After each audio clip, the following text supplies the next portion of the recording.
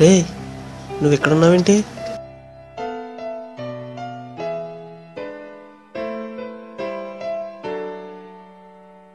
నేను వారం రోజుల నుంచి ఇక్కడే ఉన్నాను రా. ఎక్కడ? సరేలే, నా గొడవ వదిలే కానీ ఏంటి ఫ్రస్ట్రేషన్లో ఉన్నావు? ఎందుకో తెలియదురా, ఈ మధ్యన మా అమ్మ అంటే నాకు కోపం వచ్చేస్తుంది. అమ్మ మీద? ఏమోరా, తెలియట్లేదు. ఎందుకు అమ్మ మీద అరిసేస్తున్నా. ఇప్పుడు కూడా అమ్మ మీద కోపం వచ్చి ఇలా బయటకు వచ్చాను. అవునరా, నిజమే. ఎవరైనా ఎక్కువ ప్రేమ చూపిస్తే తట్టుకోలేక కోపం వచ్చేస్తుంటాం. అర్థం కాలేదురా. సరే, నీకు కొన్ని విషయాలు చెప్తాను, నిజమో కాదో చెప్పు, సరేనా? సరే, అడుగుతా విను.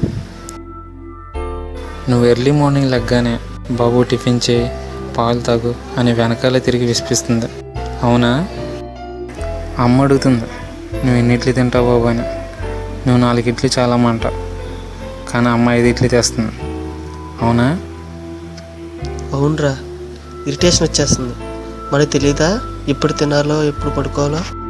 మీ ఇంట్లో అన్నం 3కే సరిపోతుంది, కానీ మీరు 4.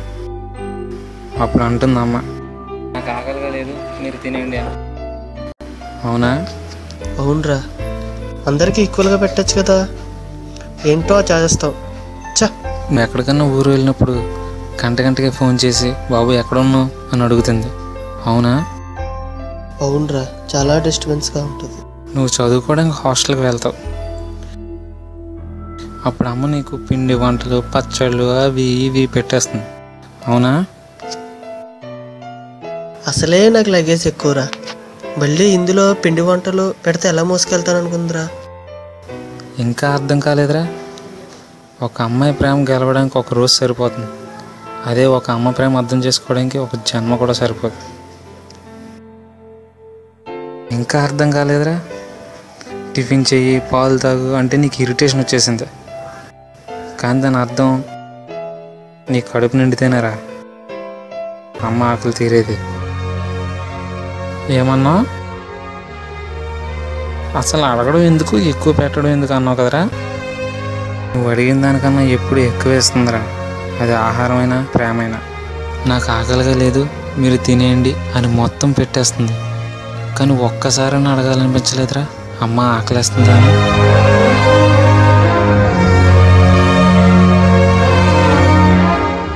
నువ్వు నైట్ అవుట్ చేస్తే అప్పుడప్పుడు వచ్చి ఏదో ఒకటి పెడుతూ ఉంటుందిరా, నువ్వు తినేస్తావు, ఎగ్జామ్ కూడా బాగా రాసేస్తావు, కానీ నీకు తెలియదు అమ్మ కూడా మెలకుగానే ఉంటుంది ఆ రోజంతా.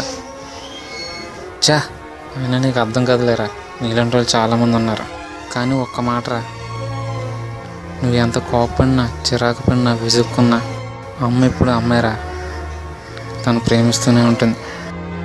అయినా అమ్మ ప్రేమకు దూరం అయితేనే తెలుస్తుందిరా. అన్నా, అసలు ఎవరితో మాట్లాడుతున్నావు అన్నా? ఎవరితోనేంటి, పక్కనే కూర్చున్నాడుగా, మా ఫ్రెండ్తో మాట్లాడుతున్నా. అన్నా, అసలు నువ్వు ఎక్కడున్నావు తెలుసా నీకు? 6 రోజుల నుంచి మా ఫ్రెండ్ ఇక్కడే ఉంటుంది. అన్నా, నువ్వు ఉన్నది శ్మశానంలో అన్నా.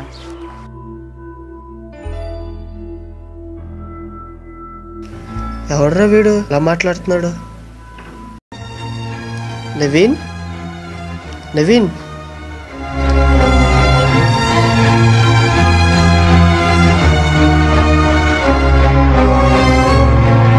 నేను వారం రోజుల నుంచి ఇక్కడే ఉన్నాను రా. ఎక్కడ? అయినా అమ్మ ప్రేమకు దూరం అయితేనే తెలుస్తుందిరా. వాడు చనిపోయినా తల్లి మీద ఉన్న ప్రేమ మాత్రం చావలేదు.